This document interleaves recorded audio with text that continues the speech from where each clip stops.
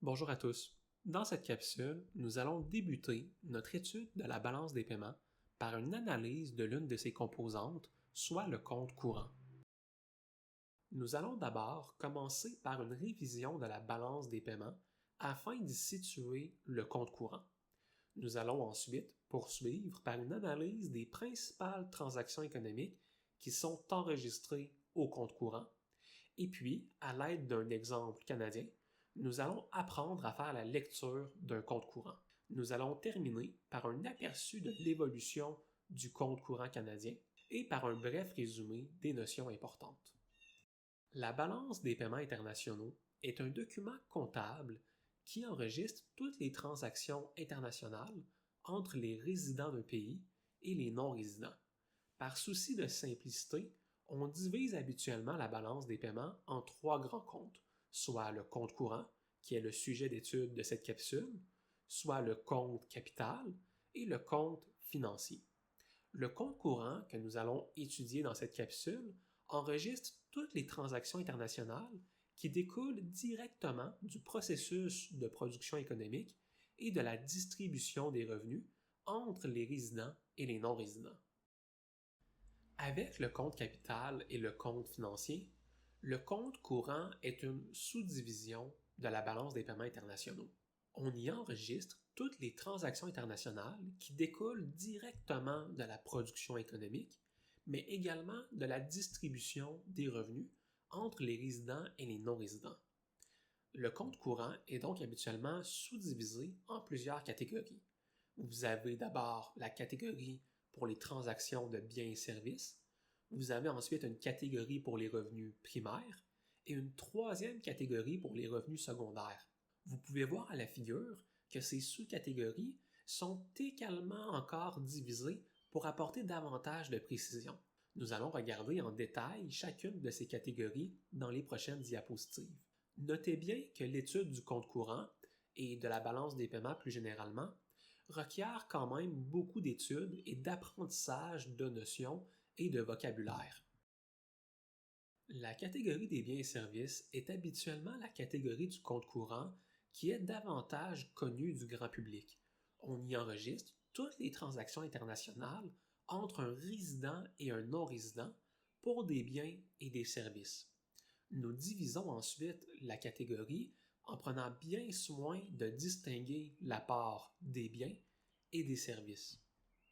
D'abord, les biens sont définis comme les transactions pour des produits qui existent physiquement et dont on peut identifier un propriétaire.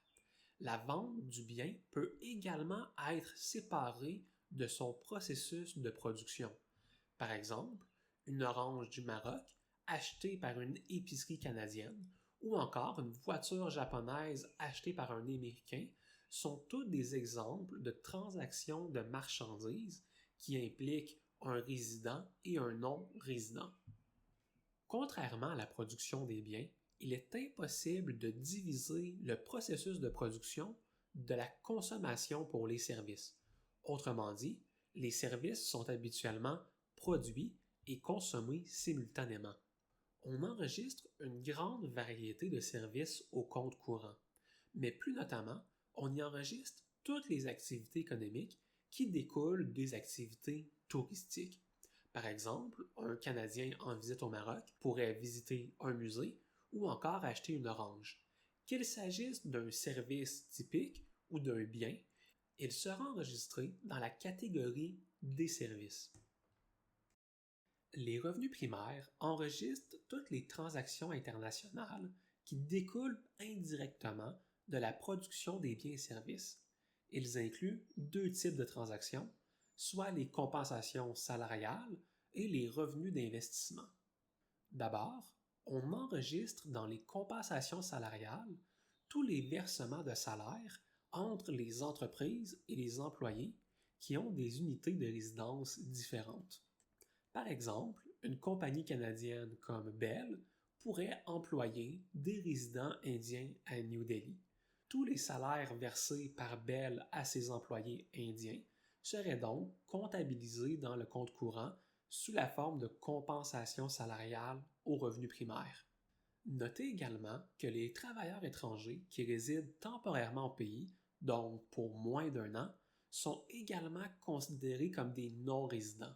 Les salaires versés par une ferme canadienne qui emploie un employé mexicain, par exemple, pour une période estivale, seraient donc également considérés comme une compensation salariale et enregistrés au revenu primaire. Finalement, les revenus primaires incluent également les revenus d'investissement sur les actifs financiers étrangers détenus par des résidents.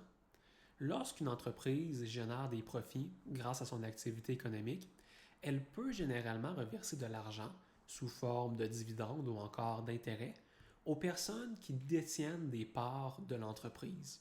Ces versements de dividendes, lorsqu'ils proviennent d'entreprises étrangères, seront donc comptabilisés sous la forme d'un revenu primaire dans le compte courant. À titre d'exemple, dans les dernières années, les entreprises de dépanneurs Couche-Tard ont acheté plusieurs entreprises en Europe. Lorsque ces entreprises européennes font du profit, elles en reversent une partie à la maison mère, c'est-à-dire Couche-Tard établie au Canada, et ces revenus sont donc considérés comme des revenus d'investissement et comptabilisés au revenu primaire. Finalement, le compte courant comptabilise également les revenus dits secondaires. Il s'agit de transferts de revenus entre des résidents et des non-résidents. On en distingue deux types. Les transferts privés, qui sont des transferts entre deux parties privées, donc généralement des transferts de fonds résultant de mouvements migratoires. Par exemple, un immigrant haïtien au Canada peut périodiquement renvoyer de l'argent à sa famille restée en Haïti. Maintenant que nous avons défini et décrit les principales transactions économiques inscrites au compte courant, nous sommes prêts à faire la lecture du compte courant tel qu'il est présenté par les organisations statistiques. Au tableau affiché à la diapositive, vous pouvez voir ici le compte courant canadien en 2023. Nous commençons par identifier aux différentes lignes les composantes du compte courant, soit les biens et services, les revenus primaires et les revenus secondaires. Ensuite, Statistique Canada va identifier la direction des transactions. Certaines transactions économiques vont générer un revenu pour un résident. On parle alors d'une recette ou encore d'un crédit. Pour le Canada, l'exportation de biens et de services vers les États-Unis serait un exemple de recette, car les Américains qui achètent les biens canadiens verseraient de l'argent aux résidents canadiens. Inversement, certaines transactions vont plutôt générer des paiements d'un résident vers des non-résidents. On parle alors d'un paiement ou d'un débit au compte courant. La troisième colonne du compte courant ici représente le solde, soit la différence entre les recettes et les paiements. Lorsque le solde est négatif, on dit que le compte courant est déficitaire. Cela implique donc que les Canadiens versent plus d'argent à l'étranger que l'étranger ne verse d'argent aux Canadiens. Dans le cas contraire, si le solde est positif, on dit que le compte courant est en situation de surplus. Lorsque l'on regarde le compte courant canadien en 2023 et qu'on va à la ligne du total, donc la dernière ligne du tableau, nous pouvons voir que le solde du compte courant canadien est déficitaire. Prenez également le temps de remarquer quelques caractéristiques du compte courant d'une économie qu'on dirait riche. D'abord, on observe que la principale composante du compte courant est, et de loin, la composante des biens et services. La composante des biens et services représente pratiquement 5 fois plus de transactions économiques en termes de volume économique que les revenus primaires et pratiquement 50 fois plus important que les revenus secondaires. On remarque également au niveau des transferts privés dans les revenus secondaires que le solde des transferts privés est très négatif. Autrement dit, les citoyens canadiens versent plus d'argent aux citoyens des autres pays que le contraire. C'est une dynamique ici qui est classique dans le cas d'une économie plus riche et développée où les gens généralement vont chercher à immigrer pour des opportunités économiques. Dans le cas d'une économie à plus faible revenu, on observerait le contraire. Les transferts privés si on avait pris par exemple le compte courant haïtien, aurait eu un solde nettement positif. On aurait également remarqué, pour une économie à plus faible revenu, que l'importance de la catégorie des biens et services aurait été beaucoup plus moindre que dans le cas canadien. Nous avons vu à la diapositive précédente que le compte courant canadien avait un solde négatif en 2023. Mais est-ce problématique?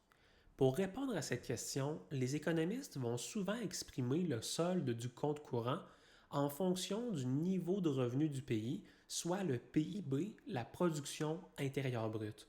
Le solde relatif se calcule donc comme un pourcentage qui est égal au solde du compte courant divisé par la production intérieure brute multiplié par 100. Le solde relatif du compte courant permet d'étudier l'évolution dans le temps du compte courant en plus d'en faire des comparaisons internationales. Nous pouvons voir au graphique du haut que le solde relatif canadien entre 2000 et 2024 se situe généralement entre 3% et moins 3%. Ainsi, le solde de moins 0,6% observé en 2023 n'apparaît pas particulièrement problématique.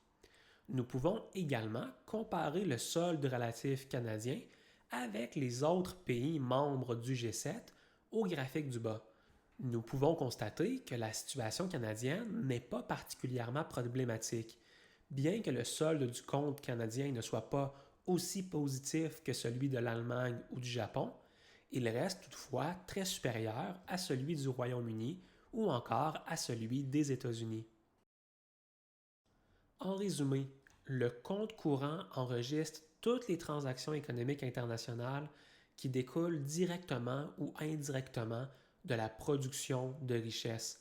Il inclut les transactions commerciales, il inclut les revenus primaires et finalement, il inclut les revenus secondaires.